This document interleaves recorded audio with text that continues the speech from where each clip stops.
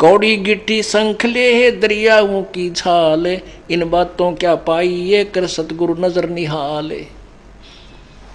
कहते हैं ये तुम्हारा जो कल्याण कैसे होगा कि सतगुरु जो तत्वदर्शी संत है उसको नजर निहाल कर कि इतना उनके अनुसार उनके मर्यादा में चल के वो तेरे ऊपर गदगद हो जाए वो संत के मेरे प्यारी आत्मा परमात्मा को पाने के रास्ते पर बिल्कुल सही चल रही है। तो अंदर से जो एक हिलोर आती है संत के अंदर से, जिस भक्त की जिस बहन भाई की क्रियाओं से जो प्रसन्न हो जाता है कि ये सही मर्यादा में चला, तो वो जो एक रजा आती है उसके बाद फिर एक उसकी प्रति कसक जाती है कि बहुत अच्छी और परमात्मा अपने बच्चे पर मेहर रखना, ऐसे ही चले। तो वो एक आशीर्वाद आपको एक्स्ट्रा मिलता है जिसको ग्रेस मार्क कहते हैं। तो यहाँ कहते हैं इन बातों के पाई ये कर सतगुरु नजर निहाल है। मान लेते नहीं वो ज्ञान भी हो गया कैसे ऐसे होता तो, और सतगुरु नजर निहाल हुआ नहीं, तुझे सार नाम फिर सार शब्द मिला नहीं तो भी बात बिगड़ेगी। इसलिए ये कल्याण कहती हैं ये बातें कहने सुन की ना है कर पाड़ने की है।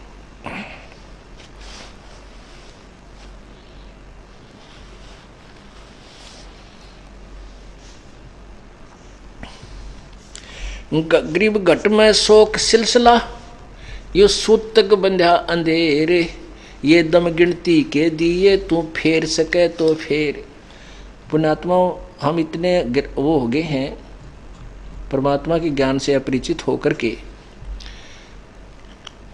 कि क्या कहते हैं जी भक्ति में मन नहीं लगता, बेटे का ब्याह ना होया, छोरी का बालक ना हुए, एक मकान बनाया था उसका ब्याह तो नहीं बन रहा, बस भक्ति तो होती है कोई ना। भाई ये भी काम तभी होंगे जब परमात्मा प्रसन्न होगा। परमात्मा प्रसन्न होगा भक्ति करोगे, चाहे दुख में करो, चाहे ये कष्ट भी आप पर आ रहे हैं फिर भी अपनी भक्ति जरूर करते रहो। घट में शोक सिलसिला यो सूतक बड़ा अंधेरे, ये दम गिनती के दिए भाई फेर सके तो फेर। गर्म घट में शोक सिलसिला, इस शरीर के अंदर यो शोक यानी दुख यो सिलसिला, यो तो सूतक बड़ा अंधेर यानी यो तो एक आपके सभी के अंदर ये कष्ट जिसको टेंशन कहे ना, घट के अंदर सिलसिला सूतक बड़ा अंधेर। तो यो टेंशन रूपी जो गड़बड़ है या सबके साथ है। और कहते ये दम गिनती के दिए फेर सके तो फेर, ये सांस तो गिन के दे रखे हैं और ये श्वास पूरे होते फिर कोई ना सुना ये तेरी टेंशन भी ना रहेगी, क्योंकि गधा बने पाछा टेंशन खत्म, आपकी मृत्यु होगी। जिस टेंशन के कारण भक्ति नहीं बनी वो भी नो की नो रहेगी, वो क्या टेंशन से ठीक होगी, वो तो भगवान ठीक करेगा। उसके चरणों में रो के पीठ के अपना याद जरूर करता रहे। तो कहते हैं घट में शोक सिलसिला यो सूतक बड़ा अंधेर, और ये दम गिनती के दिए भाई फेर सके तो फेर, कभी इस टेंशन के चक्कर में रह जाए। एक दरोगा जी था थानेदार, घोड़ी पर सवार होकर के जून के महीने में और किसी गांव को जा रहा था। रास्ते में एक किसान एक रहट होता था, सिंचाई का साधन होता था, एक कुआं बनाया जाता था। उस कुएं में कुएं के ऊपर एक लकड़ के सहारे एक जो है ना चक्री सी एक चक्री होती थी, चक्कर, वो सपोर्ट दे करके उसके ऊपर एक बाल्टियों की चैन बना करके बहुत लंबी बाल्टी जैसे बांध देते हैं, पीपे से बांध दिया करते, पीपे ऊपर तक काट कर और वो ऐसे वेल्ड कर दिया करते रपट ला कर लोहे की चैन के, और वो ऊपर से चलती थी, नीचे पानी को भर करके ऊपर आती थी। और उसको चलाने के लिए बैलों का प्रयोग करते थे, जैसे कोल्लू चलाते ऐसे चलता था वो।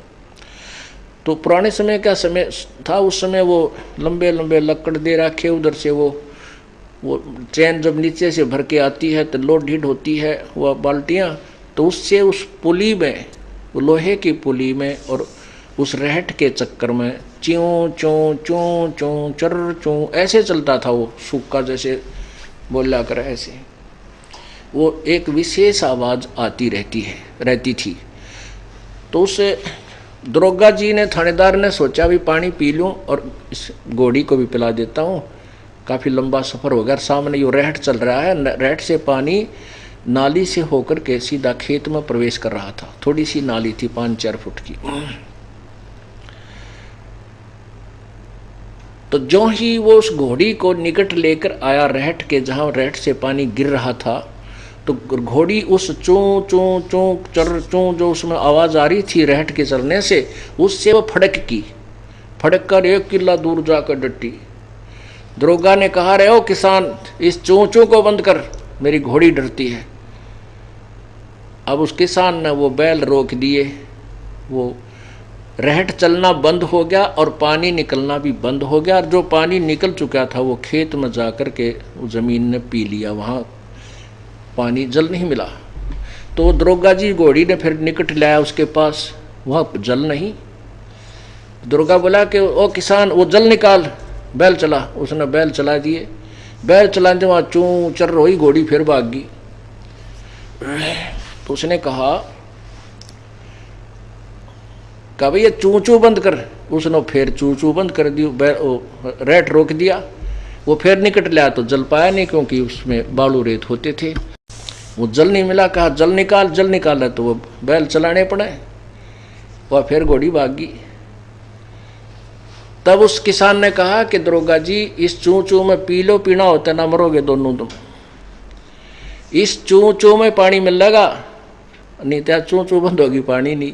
तो कहते हैं घट में शोक सिलसिला, ये सूतक बढ़ा अंधेर, ये दम गिनती के दिए। भाई फिर से कहते हैं, फिर ये तो न्यू टेंशन चलने जाएगी। ये गिन श्वास जो है गिनती के दे रखे, इनमें सिमरण ये श्वास का सतनाम का हो गया, सार नाम का तो करा जाता कर ले, ना तो ये तो भाई बीमारी असंग जन्म की है। और यह कट्टे भी सतगी, या प्यास भी चू चू तो ही मट्टेगी, उसका रोक के काम नहीं चले। इसलिए हिम्मत सी करके परमात्मा की भक्ति हमने करते ही रहना चाहिए, तब ही बात बनेगी।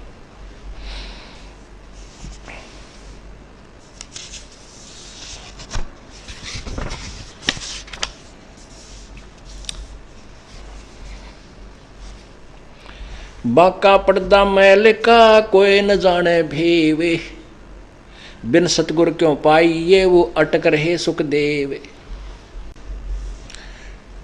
तोड़ पिंजरा ले गई मंजारी मुस्काले, कृष्ण कन्हैया पर चली वो बाली झीमर की भाल। अब क्या बताते हैं कि काल तो वही नू खाओगा सबको, जैसे बिल्ली जो है चूहे को उठा ले जाती है, इसी प्रकार जैसे श्री कृष्ण के पैर में एक बालिया नाम के शिकारी ने, धीमर ने, और उसके तीर मारा था और कृष्ण जी की मृत्यु होगी विषाक्त तीर लगने से। कहते हैं यू काल तो ऐसे खा जाएगा, सभी को खाएगा।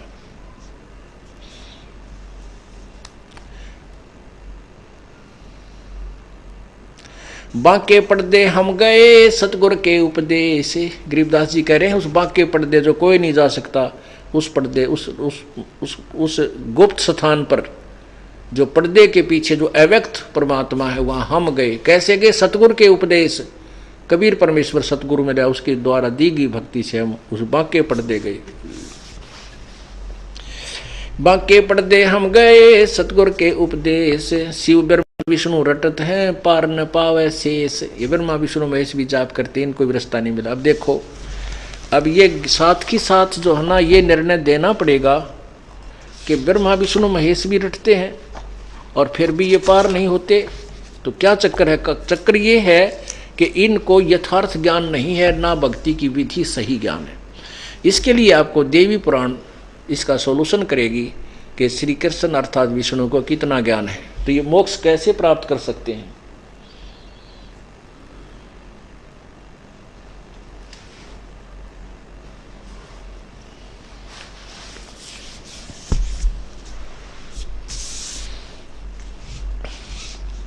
ये देखिएगा श्रीमद् देवी भागवत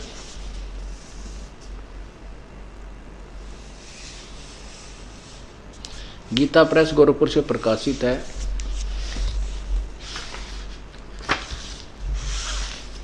इसके संपादक कौन है? हनुमान प्रसाद पोदार, चिमन लाल गोस्वामी। कहाँ से प्रकाशित है?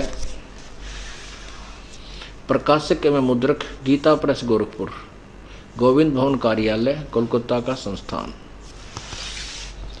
इसके तीसरे सकंद में ना प्रथम सकंद में ये देखिएगा, प्रथम सकंद और अध्याय नंबर 4 ये देखिएगा, प्रश्न नंबर 28 पर 28 यहाँ श्री विष्णु जी के ज्ञान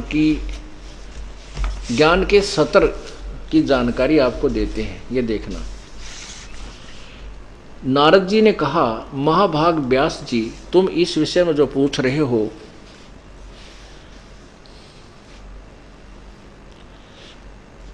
यही प्रश्न मेरे पिताजी ने भगवान श्री हरि यानी विष्णु जी से किया था।